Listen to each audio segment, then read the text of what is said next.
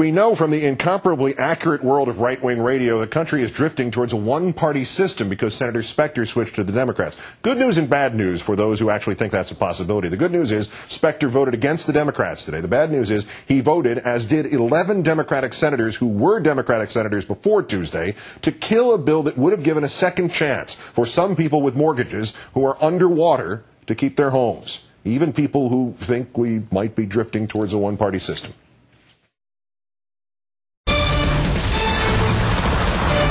Here is what happened in the new Democratic-controlled steamroller Senate yesterday. Senator Dick Durbin of Illinois had an amendment on the floor to save 1,700,000 homeowners from foreclosure.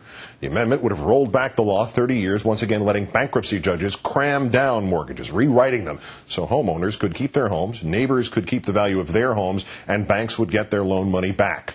For the amendment, unions, civil rights and consumer protection groups, the American Association of Retired Persons. Against the amendment, the American Bankers Association and the Mortgage Bankers Association and a dozen Democratic senators. In our fourth story tonight, guess who won? Illinois Senator Durbin said on Monday ahead of the showdown, quote, "The banks, hard to believe in a time when we're facing a banking crisis that many of the banks created, are still the most powerful lobby on Capitol Hill, and they frankly own the place. This is the place." And yesterday on the floor, Senator Durbin explained the choice before the Senate. This is our chance to stand up for the folks across America who send us here to be their voice. They're not lucky enough to have the American Bankers Association as their lobby. They're not lucky enough to have the community bankers as their lobby. They're not lucky enough to have the credit union as their lobby. What we're talking about here are people who don't have any paid lobbyists. What they're counting on is people, senators in this chamber, who will stand up for them. The bankers don't want this. They hate the Durbin Amendment like the devil hates holy water. I hope that the homeowners across America have more friends here than the American Bankers Association. And we're going to get a test vote in a few minutes to find out. I need 60 votes to win. He got 45 and lost. Winners included Democrat Ben Nelson, who's gotten $1.4 million from banks and real estate, and whose state of Nebraska will lose an estimated 3,700 homes now. Congratulations, Senator. Democrat Mary Landrieu, who has gotten almost $2 million, and whose state of Louisiana will now see an estimated 12,000 homes foreclosed on now. Congratulations, Senator. And, of course, this man, Edward Yingling, president of the American Bankers Association, who told the Washington Post in February, quote, "We will lobby very, very strongly." Mission accomplished, buddy. Let's turn now to Arianna Huffington, co-founder and editor-in-chief of HuffingtonPost.com. Good evening, Arianna. Thanks for your time tonight. Thank you, Keith. Congresswoman Maxine Waters said in January that the banks, and this was her quote, "have owned this Congress way too long." Now Dick Durbin has said essentially the same thing. I thought the Democrats won last year. Well, unfortunately, Keith, this is a fallacy. The idea that the bankers only have Republican friends. Ever since the Clinton years, Democrats decided to make nice with Wall Street. And remember, it was after all under Bill Clinton that the major FDR passed reforms to try and prevent another financial collapse after the Great Depression. The Glass-Steagall Act was basically the Moby Dick of the financial industry, and they harpooned it during the Clinton years. And here we have, as you said, 12 Democratic senators voting against the public interest.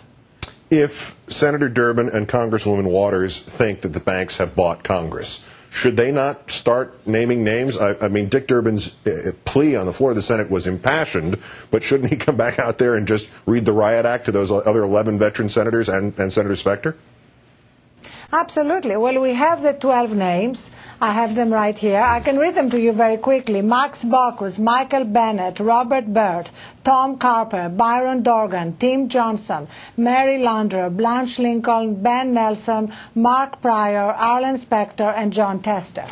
But beyond that, beyond what Dick Durbin can do, he really tried his best. We need Harry Reid to put the pressure on the caucus. We need President Obama, who came out in favor of this reform, but in a very ambivalent way, as Dick Durbin himself said. We need him to actually say enough. There isn't going to be one more penny for the bankers. Remember, Keith, on Thursday the stress tests are coming out. And we know perfectly well that the stress tests are going to lead us to more money money going to the bankers unless the American public says enough. We are not going to keep bailing out the same bankers who are blocking major important legislation and also who keep jacking up the credit card rates at the expense of the taxpayer.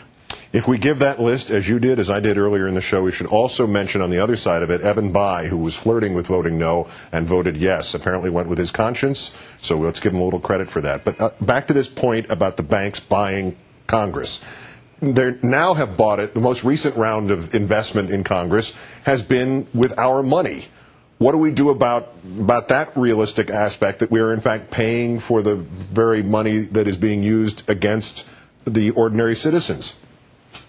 Well, that is really the outrage. That's why when the president said during his last press conference that he doesn't have a button he can push to make the bankers do what he wants, actually he does. He absolutely does. Were it not for the president's decision to bail out the bankers to the tune of tens of billions of dollars, Citi and Bank of America for sure would not be around today to be paying lobbyists to block this legislative reform. That's the reality, Keith. So the president and his economic team, which let's not forget was instrumental in a lot of what went wrong on Wall Street, need to basically wake up and realize that the American public is going to be outraged if this continues. And the president's political capital, which right now seems absolutely enormous and unassailable, will not continue to be so forever.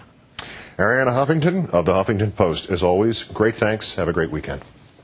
Thank you. Now.